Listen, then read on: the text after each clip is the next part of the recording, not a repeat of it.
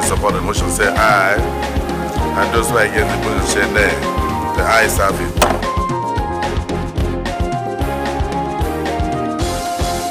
Hello and welcome to the program. I am Dennis Adigunloye. Legislators of the 10th National Assembly are currently on their annual recess. But prior to proceeding on their break, a special valedictory sitting was held for the late former President Muhammadu Buhari.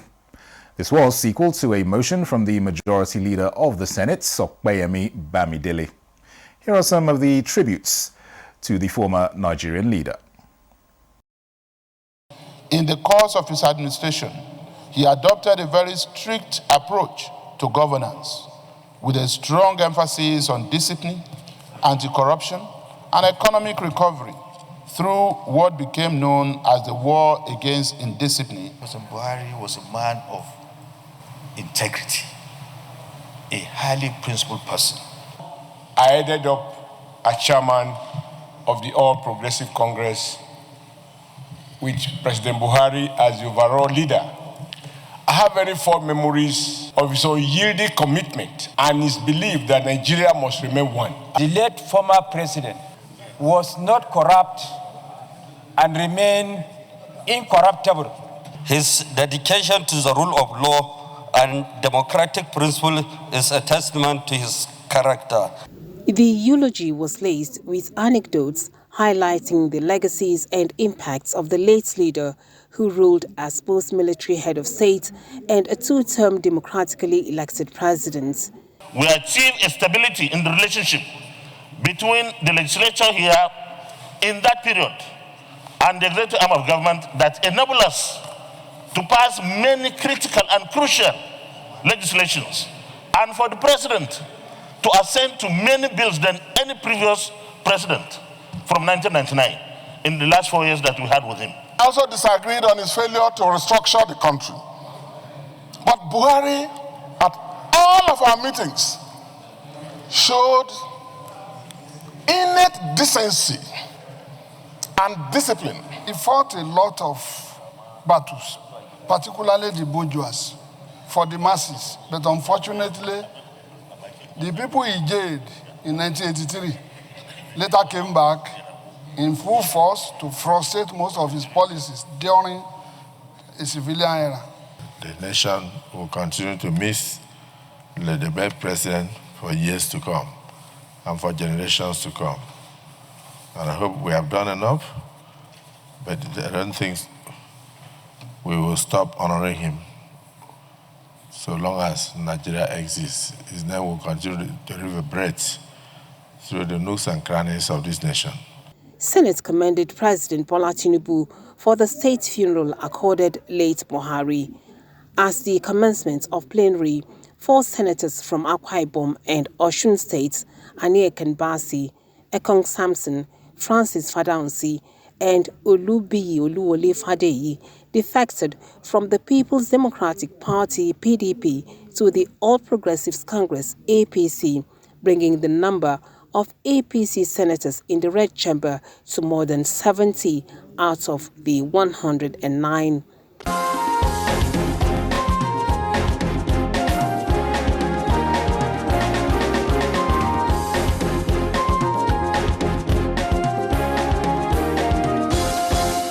And to talk more on the late former president, here is the Chief Whip of the Senate, Mohammed Tahir Mongonu.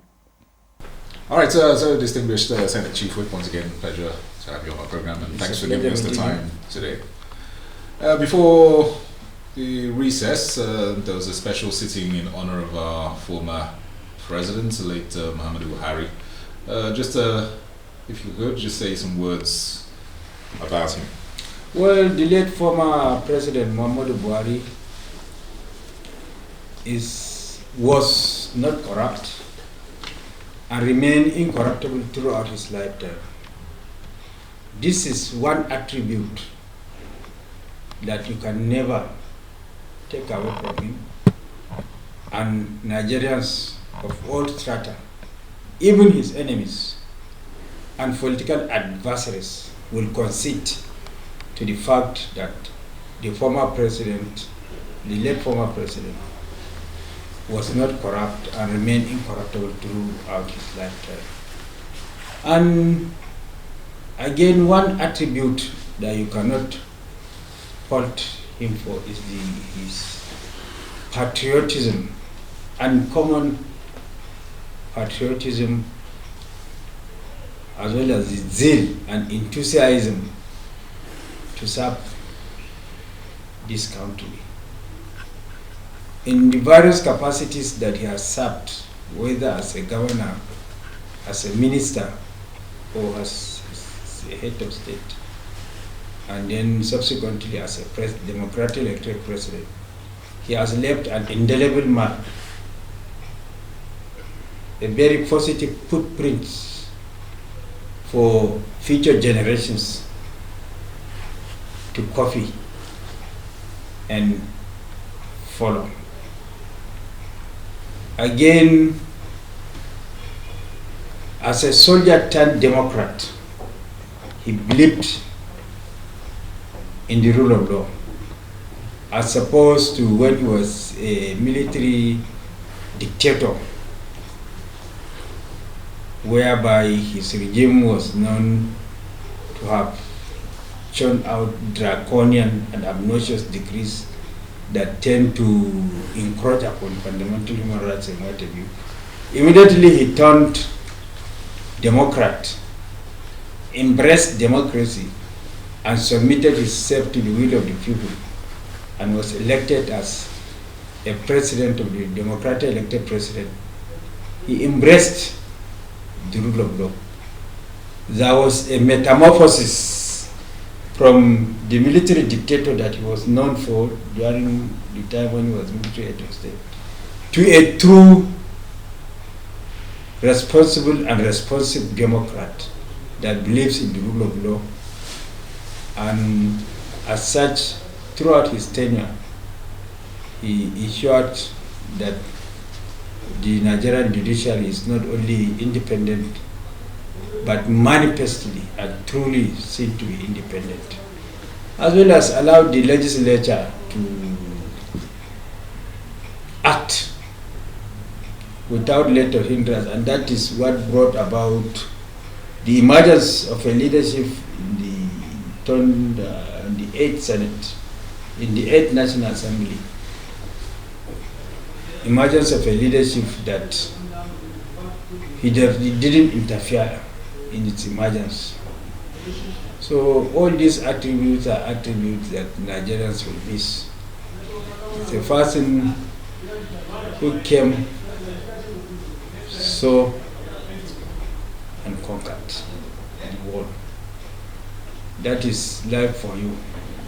In life, there's a time to be born for everybody and a time to die. In between is the time to serve and to serve humanity for the better. So he came, he was born, and he served humanity to the glory of God and to the glory of mankind. And as Muslims, we believe that kullu nafsin zalikatul maut, every living soul must test death. So we pray that Allah gives him Al-Jannah, Firdaus, and his family the fortitude to bear this irreparable loss. Well, Buhari was our immediate past president, commander-in-chief of armed force, and he died some weeks ago, like 2 weeks ago, and we went for the burial.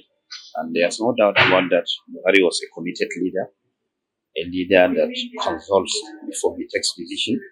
And Buhari is a leader that contributed significantly to the development of this country. He was a compassionate leader, and at the same time, he's a leader that is not corrupt to some extent. So, and he believes in the unity of this country, and he believes in what we call the Nigerian project. So may his soul rest in perfect peace.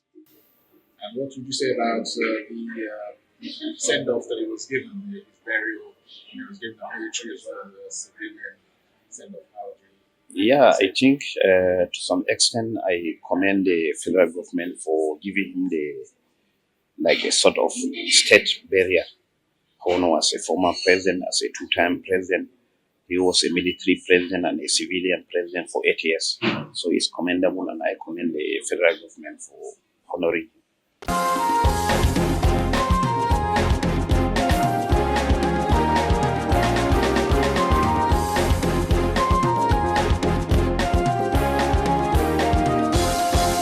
The Chief Whip also speaks on other major issues, including the recent 14th APC NEC meeting, as well as the victorious Super Falcons, who recently won a record 10th Women's African Cup of Nations title.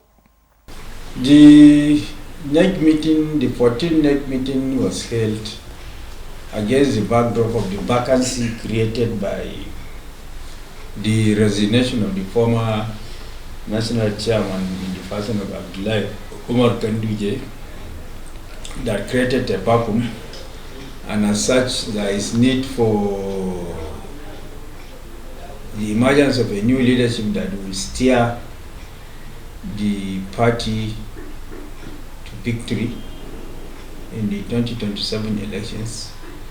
And then the various strata and stakeholders of the party met and decided to return back the national chairmanship position to the North Central Senatorial District, and that's so to the emergence of the former Minister of Humanitarian Affairs as the chairman of the party. So it's a consensus among the various organs of the party, stakeholders, that brought about the emergence of the new leadership, and we have absolute confidence in him as a young man in courts, and through a grassroots politician that came up from the grassroots, will definitely bring to bear his experiences in governance, in grassroots mobilization, and what have you.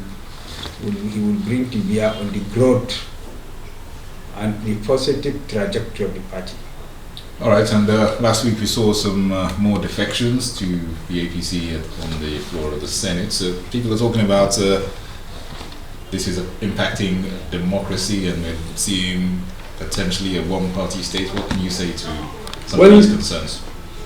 It is never the deliberate step or desire of Mr. President to create a one-party state, nor is it a deliberate desire of the APC as a party to have a one-party state in Nigeria. But as a result of the impactful performance of the Tinubu administration as encapsulated in the renewed hope agenda, dividends of democracy are being delivered to the doorsteps of the people. And that is the main reason that triggered the mass defection from other political parties, and then sent jittery down the spine of the opposition that led to the formation of a so-called coalition of ADC in order to challenge the ruling APC and what have you. So it's purely a manifestation of the performance of the APC that brought about mass defection from other political parties to the fall of the APC, and it's never the desire of the APC nor of the president to create a one-party state. But being Democrats, we are in a democracy and there's freedom of association under the Constitution. We cannot stop anybody from joining the political the APC if he desires, for because it is done in the exercise of his constitutional right of freedom of association. We cannot stop anybody from joining the APC, but it's not a deliberate step of trying to muzzle out opposition. We like a competitive democracy whereby there will be competition of ideas and what have you, so that at the end of the day, whatever party that is voted into power will be a true replica of the wishes and aspirations of the people. Well, I think as a former director of Parliamentary Director Northeast, Asiwaju Chinemu Kashim Shatima Presidential Campaign Council, as a caucus member, as a NEC member too. So I think what we did is, with the resignation of the former chairman, Ganduje. So we elected another new chairman, who was a young man, a man with experience, and I believe that he will take our party to where we want him to. Some people are talking about Nigeria becoming one party state, so lots of defections to the ruling APC, and how this is maybe impacting on the nation's democracy. What do you have to say about it? Well, defections is normal in a democracy like ours in Nigeria, because they said democracy is the government of the people, for the people, by the people.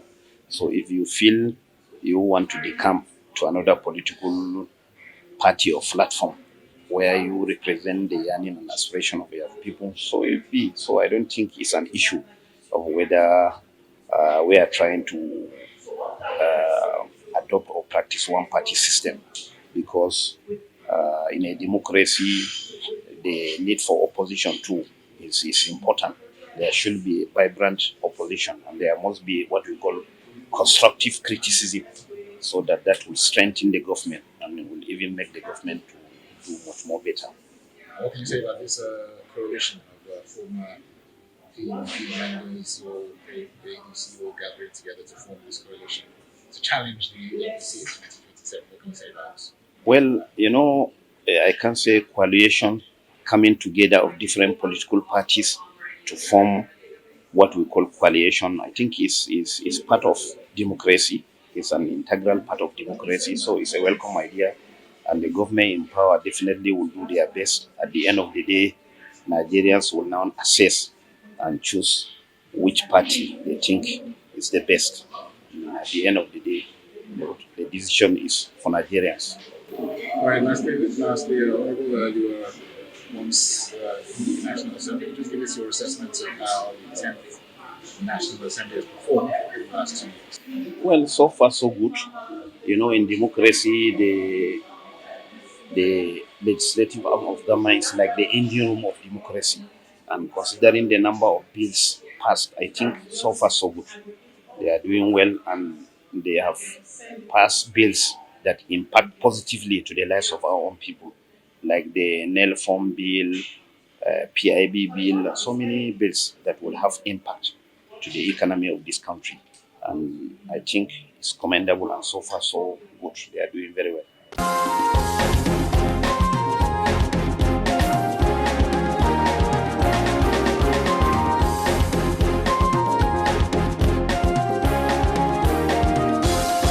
Obviously, the last couple of days have seen a lot of high spirits among Nigerians with the Super Falcons victory. What can you say about the Super Falcons themselves and how this can galvanize more peace and harmony in the country?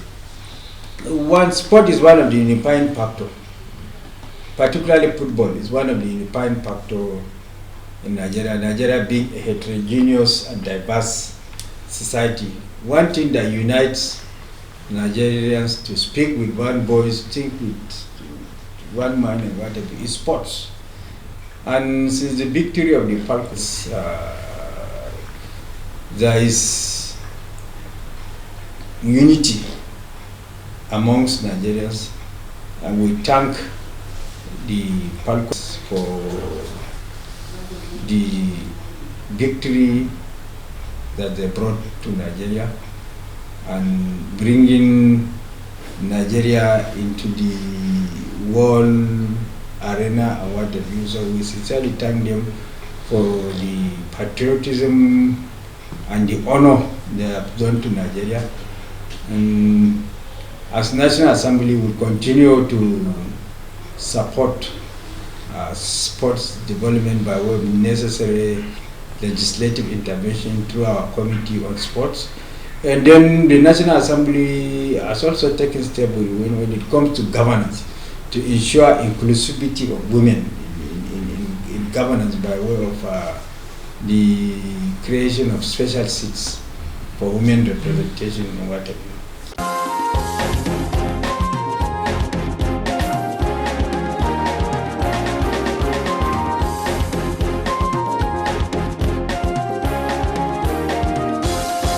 President of the Senate, Godswill Akpabio, has called on parliamentarians all over the world to stand in partnership and commit to peace, justice, and a shared destiny. This was at the 6th World Conference of Speakers of Parliaments hosted by the Inter-Parliamentary Union, IPU, in collaboration with the United Nations, with the theme, A World in Turmoil, Multilateralism for Peace, Justice, and Prosperity for All. Akpabio noted that the world is now a global village and nations face armed conflict, climate disruption, and youth disillusionment. Parliaments should therefore secure the future. He made reference to the partnership in Nigeria between the executive and legislature, which facilitates passage of laws to confront insecurity and rebuild trust, citing the Control of Small Arms and Light Weapons Act, the Terrorism Prevention and Prohibition Act, and the Out of School Children Education Act as some outcomes of the collaboration. On multilateralism, Akpabio stressed that it must not become a rhetoric, as the Nigerian Parliament believes in international solidarity and shared responsibility.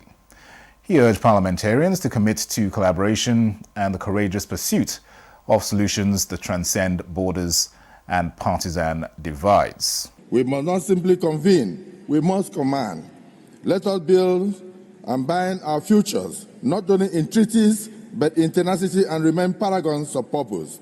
As parliamentarians, let us commit to collaboration and the courageous pursuit of solutions that transcend borders and partisan divides.